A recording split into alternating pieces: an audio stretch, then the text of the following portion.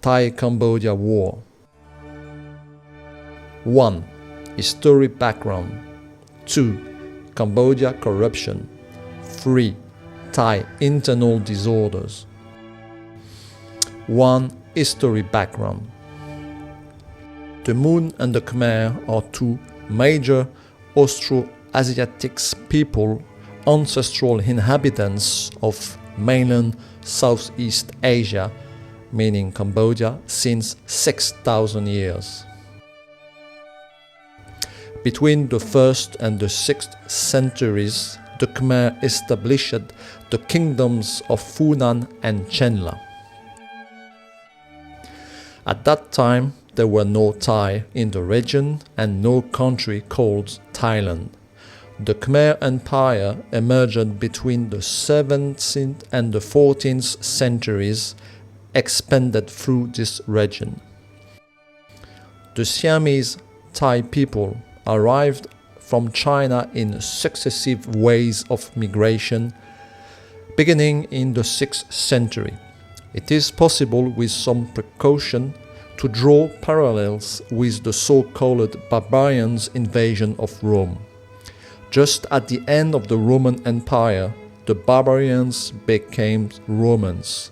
The Thai became Khmers and were assimilated into the Khmer culture.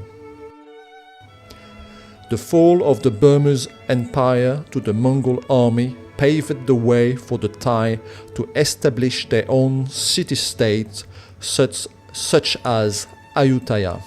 It is important to note, however, that this civilization was actually a blend of Siamese and Khmer cultures, as historian Michael Vickery explained.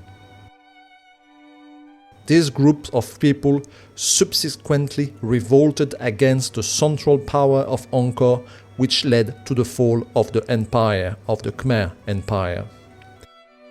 Since then, Thai have developed an inferior complex toward the Khmers and Khmer civilization.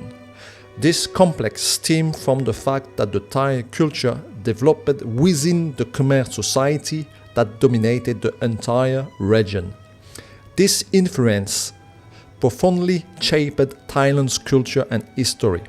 For example, Thai writing, dance, boxing, and music all have Khmer roots, as do all Thai regalia of Khmer origin, particularly the sacred sword that allowed the king of Thailand to rule.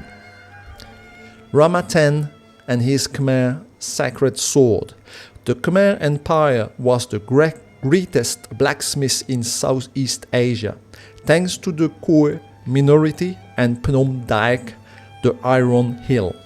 This is perfectly described by Bernard Dupain and his book Les Maîtres du Feu, du Fer et du Feu. In the 17th century, Siam was a powerful kingdom in Southeast Asia, ruled by King Narai. King Narai sought to diversify Siam alliances and reduce the influence of the English and Dutch, who dominated regional trade. In 1684, a Siamese embassy was sent to the court of Louis XIV at Versailles. Louis XIV responded by sending diplomatic and military missions to Siam. French engineers and military advisors were sent to modernize the Siamese army. In 1688, General Pretacha led a coup against the pro-Western King Narai. The troops of the kingdom of Ayutthaya besieged the French fortress of Bangkok for 4 months. They numbered approximately 4,000 men, equipped with artillery, facing a garrison of 200 French soldiers. Tension between the belligerents gradually subsided, and an agreement was eventually negotiated, allowing the French to withdraw from the country. This event marked the end of the French military presence in Siam. In 1863, Cambodia became a French protectorate. This protectorate was established at the request of Cambodian King Norodom, who sought French protection against Siam domination. The French presence in Cambodia and expansion into Indochina lead to tension with Siam, which claimed territories in the region. This tension culminated in the Franco-Siamese War of 1893, which resulted in a French victory and the cession of territory by Siam.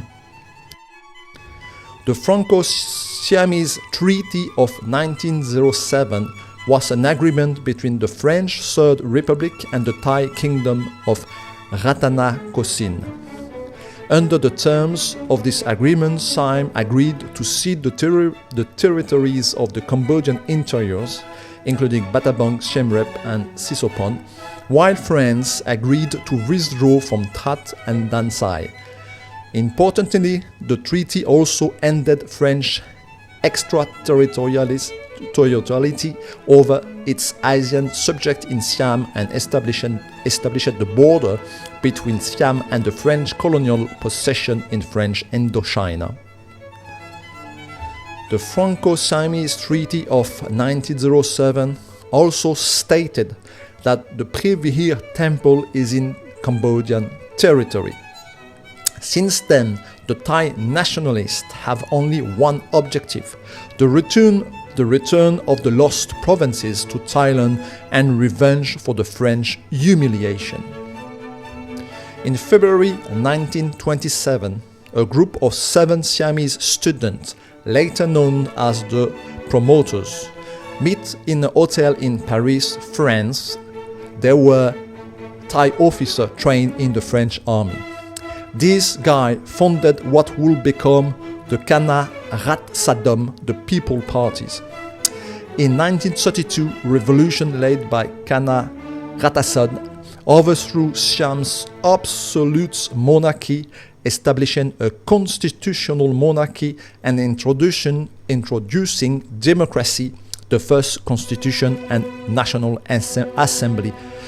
It was inspired by French Republic. The period of government under Plaek Pitbun, Thai Prime Minister from 1938 to 1944 and again from 1948 to 1957 marked an era of heightened nationalist and military dictatorship in Thailand. Influenced by the authoritarian ideology of the time, his regime borrowed elements from Mussolini's Italian fascism.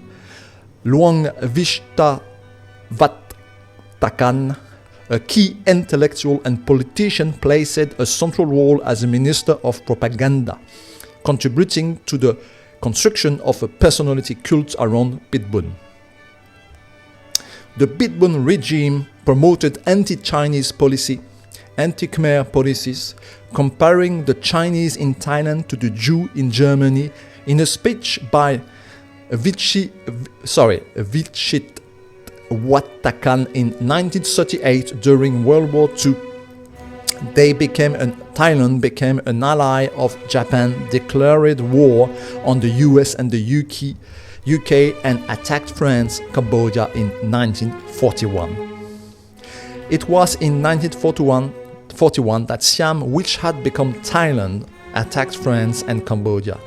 Thailand gained ground in northern Cambodia but lost the naval battle against the French.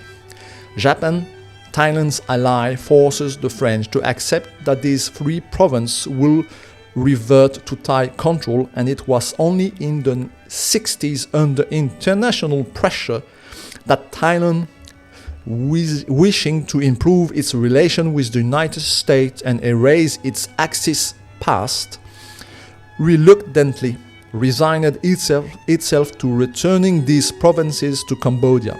Finally, it was definitely established that the Preah Temple, a symbol of current border tension, is located in Cambodia territory with the 1961 ruling of the International Court of Justice.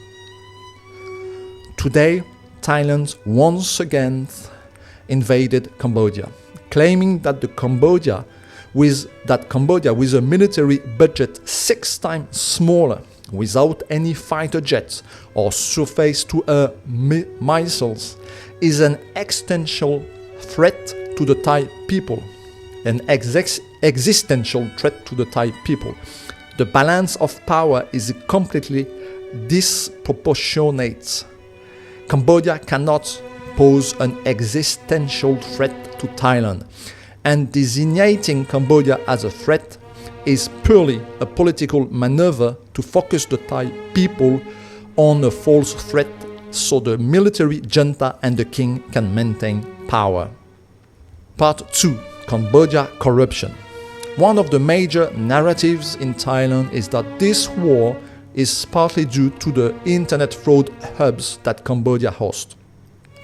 The revenue generated by this organized crime in Southeast Asia was estimated for 41 billion in 2023. This phenomenon exploded after the COVID pandemic, which crippled the tourist industry in Southeast Asia, making it a prime location for this type of fraud operation. Despite the cleanup effort in Sihanoukville, Cambodia continued to generate approximately 12.5 billion in fraud annually, but this number is going down.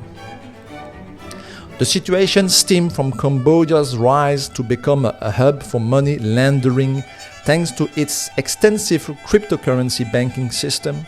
However, this was before the Financial Crime Enforcement Network intervened, imposing maximum financial penalties on groups like Prince Group and Yuan Group in Cambodia. Since then, Thailand, Cambodia and Myanmar have officially declared war on organized crime and their fraudulent operation. It's also worth remembering that all Thai officials, including the current outgoing Prime Minister Anu Tin of the ultra-conservative Bunja Thai Party, regularly frequented these borders casinos in Cambodia to reap their profits. These adult entertainment centers are, or rather were, often joint investment by the powerful families on both sides of the border. Today, the Thai army now seems to be taking great pleasure in destroying these casinos, some of which have been transformed into fraudulent operations since Cambodia stopped paying dividends. There are several wars within this war. Yes, there is a problem with the scam center in Cambodia.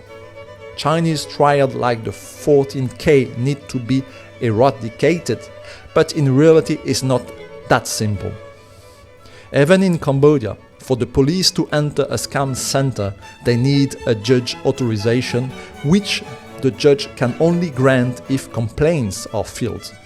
And since the scam victims are locked up and well guarded, filing a complaint is complicated. One of my former employees went to work there. They promised him an improbable salary of $1,500. Luckily, he managed to escape, but that's not always the case. People of Thailand, let little Cambodia develop and sort out its internal corruption problems on its own. With time, things will only get better.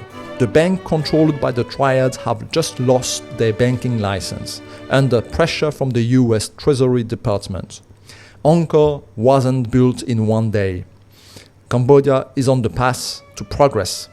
It just needs to be allowed to progress in peace. Part 3. Thai internal disorders. The peace achieved last summer thanks to the intervention of Malaysia and Trump was simply swept aside by Thailand.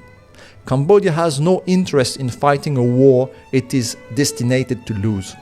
Thailand has an overwhelmingly powerful army equipped with brand new Swedish fighter jets, American laser-guided missiles, state-of-the-art Chinese tank, and 155mm self-propelled Omtizer of Israeli technology.